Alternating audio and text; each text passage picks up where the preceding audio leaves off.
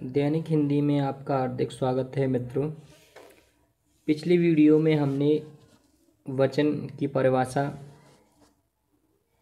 और विभक्ति रहित तथा विभक्ति सहित बहुवचन बनाने के नियमों के बारे में बात की। आज के वीडियो में हम वचन संबंधी कुछ विशेष नियमों के बारे में जानेंगे। तो देखते हैं। पहला नियम है कि जिन पुल्लिंग, प्राणीवाचक, मनुष्य या मनुष्येतर जातिवाचक शब्दों का रूप दोनों वचनों में एक जैसा रहता है, ऐसे शब्दों का बहुवचन बनाने के लिए लोग शब्द जोड़ दिया जाता है, जैसे ऋषि लोग, संत लोग, आर्य लोग, शिक्षक लोग और साधु लोग।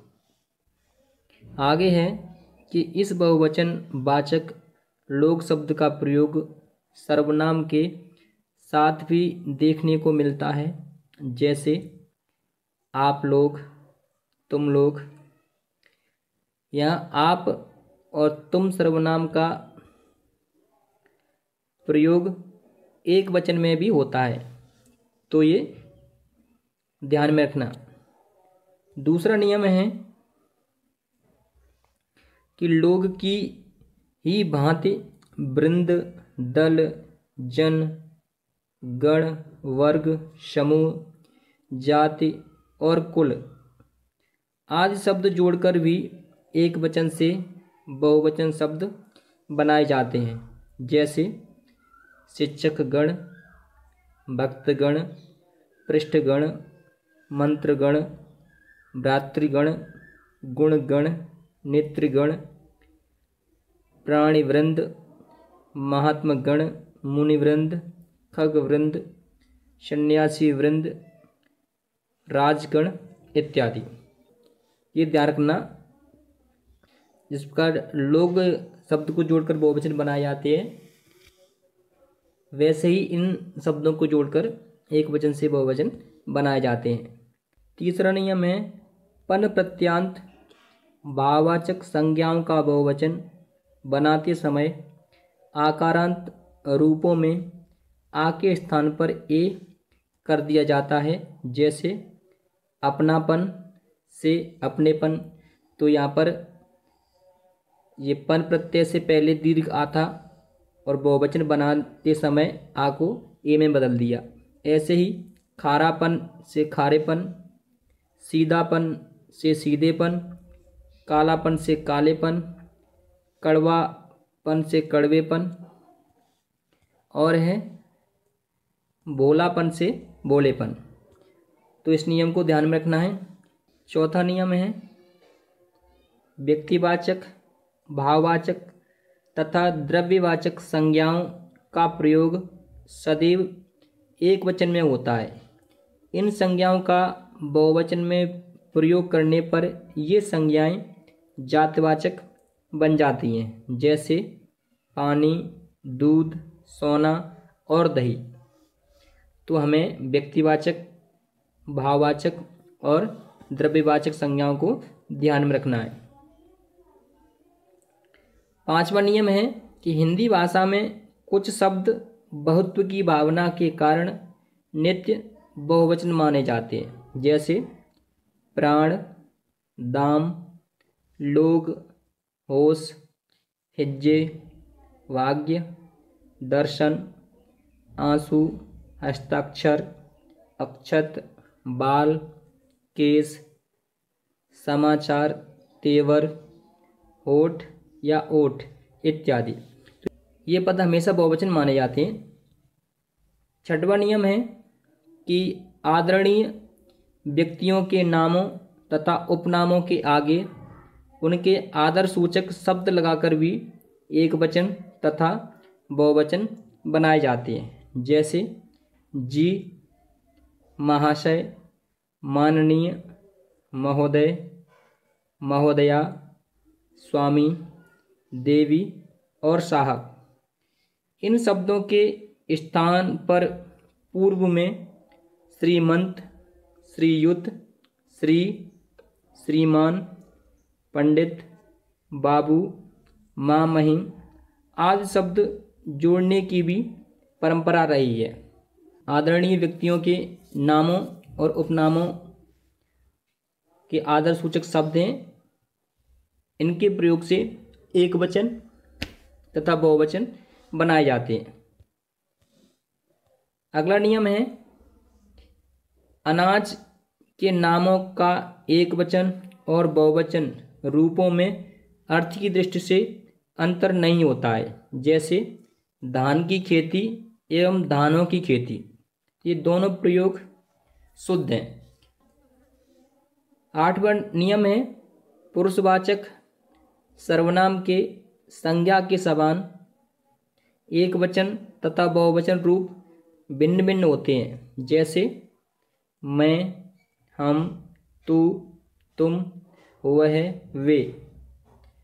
प्रश्नवाचक तथा संबंध सूचक सर्वनामों के कर्ता कारक में दोनों वचनों के रूप एक जैसे ही होते हैं। जैसे कौन आया है या कौन आए।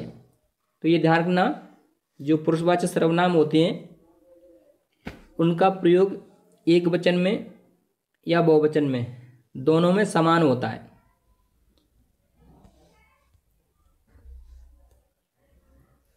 अगला नियम है कि द्रव्यवाचक संज्ञाओं के समान ही कुछ अन्य संज्ञाओं का प्रयोग भी प्राय एक वचन में होता है। जैसे सोना बहुत महंगा हो गया है, कोयला महत्वपूर्ण कार्बनिक पदार्थ है, लोहा सर्वाधिक प्राप्य धातु है, राम राज्य में प्रजा सुखी थी,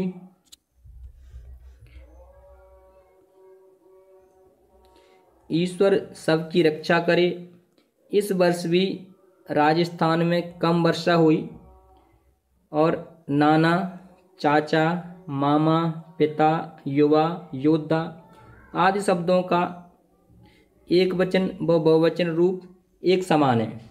तो इस नियम को विशेषकर ध्यान में रखना है। 10वां नियम है कि प्रत्येक, हर एक, हर कोई आदि का प्रयोग सदैव एक वचन में होता है। जैसे प्रत्येक व्यक्ति ऐसा ही करता है, आज के दौर में हर कोई परेशान है। तो जिन वाक्यों में प्रत्येक, हर एक या हर कोई शब्द आए तो वो वाक्य हमेशा एक वचन में होगा। 11वां नियम है कि प्रेम, गिरि, याचना, क्षमा, क्रोध, जल, वार्य, तोय, छाया आदि शब्द दोनों वचनों में एक समान रहते हैं। चाहे एक वचन हो या बहुवचन, इनका प्रयोग एक समान रहेगा।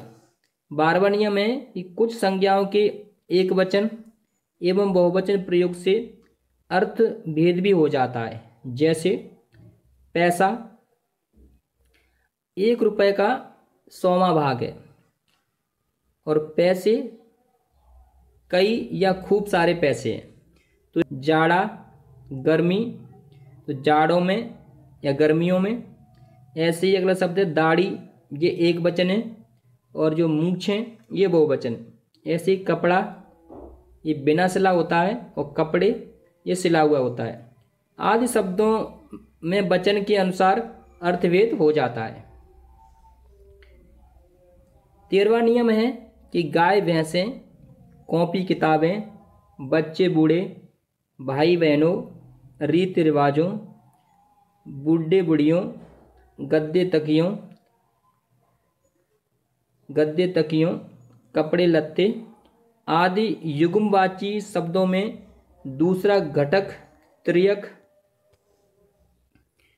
बहुवचन होता है।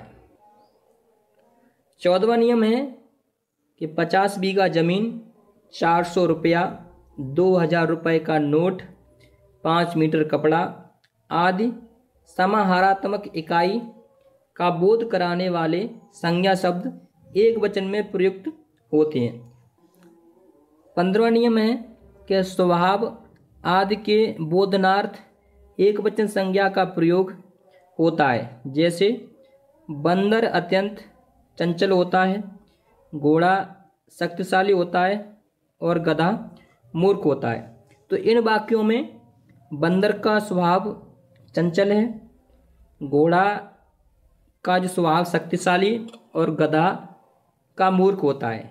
तो कोई भी ऐसी संज्ञा होंगी जो स्वभाव के कारण उनका अर्थबोध हो तो वे एक वचन होती हैं। तो मित्रों, आपको ये वीडियो कैसा लगा ये हमें कमेंट में ज़रूर बताएं और अपने मित्रों के साथ ज़्यादा से ज़्यादा शेयर करें। अब हम मिलते हैं आपको एक और नए वीडियो के साथ। तब तक के लिए जय हिंद, वंदे मातरम।